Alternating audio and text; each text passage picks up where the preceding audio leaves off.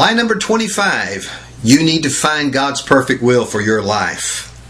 That's not true. Have you noticed, by the way, this is number 25. We're 1/4 of the way through these 101 lies now. And have you noticed how many of these lies begin with you need to, you ought to, you should? That's the essence of legalism. You need to find God's perfect will for your life. Well, there the burden is back on you to find something, isn't it? That's not grace. That is legalism at its core. The truth is you don't need to find God's will for your life. The will of God for your life is Jesus Christ.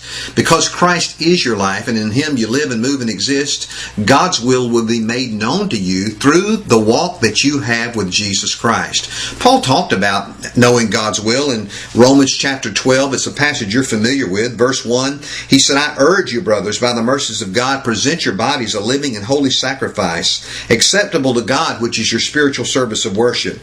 And don't be conformed to this world, but be transformed by the renewing of your mind, so that you may prove what the will of God is, that which is good and acceptable and perfect. Paul says it's very simple really to prove God's will for your life, and that is you just present yourself to Him. You don't be conformed to the way the world thinks. The way the world looks at it is we have to go out and find the right way to do something. We have to seek it out and learn it for ourselves. But no.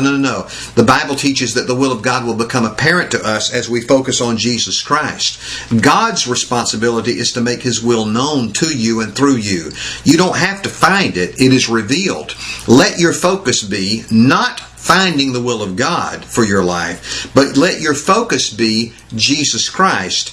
And as you focus on Jesus Christ, the will of God for you will be made manifest in you and through you. Don't be filled with anxiety over missing God's will. It's not up to you to keep yourself in the center of God's will. It's God's responsibility to do that. That's why it's called grace. And He'll do exactly that. So the idea then that you need to find God's perfect will for your life, that's a lie. The truth is, Jesus is the will of God for your life. And as Christ expresses Himself through you day by day, don't worry, you won't get out of the will of God. He'll see to that. That is a truth that will set you free in your own grace walk.